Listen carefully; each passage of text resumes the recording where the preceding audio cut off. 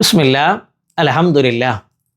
സ്നേഹം നിറഞ്ഞ സഹോദരിമാരെ, സഹോദരന്മാരെ, നമ്മുടെ എല്ലാ ആളുകളുടെയും ജീവിതത്തിലെ ഏറ്റവും വലിയ ലക്ഷ്യം എന്നുള്ളത് സ്വർഗം കരസ്ഥമാക്കുക എന്നുള്ളതാണ്.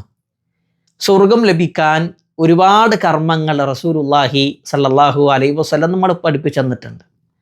അങ്ങനെ പ്രവാചകൻ പഠിപ്പിച്ചു തന്ന ഒരു കർമ്മമാണ് ഒരാൾ ഒരു ദിവസം 3 തവണ റബ്ബിനോട് സ്വർഗം ചോദിക്കുകയും നരകത്തെ തൊട്ട് 3 തവണ രക്ഷ ചോദിക്കുകയും ചെയ്താൽ സ്വർഗം റബ്ബിനോട് പറയും, റബ്ബെ അവനെ സ്വർഗത്തിൽ പ്രവേശിപ്പിക്കുക.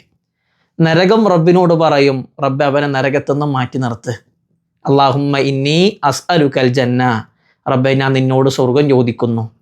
അല്ലാഹുമ്മ അജിർനി മിനന്നാർ, റബ്ബെ എന്നെ നരകത്തിൽ നിന്ന് നീ കാത്തി രക്ഷിക്കണേ എന്നുള്ള പ്രാർത്ഥന.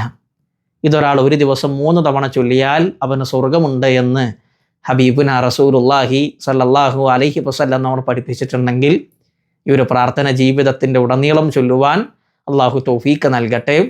അസ്സലാമു അലൈക്കും വറഹ്മത്തുള്ളാഹി വബറകാതുഹു.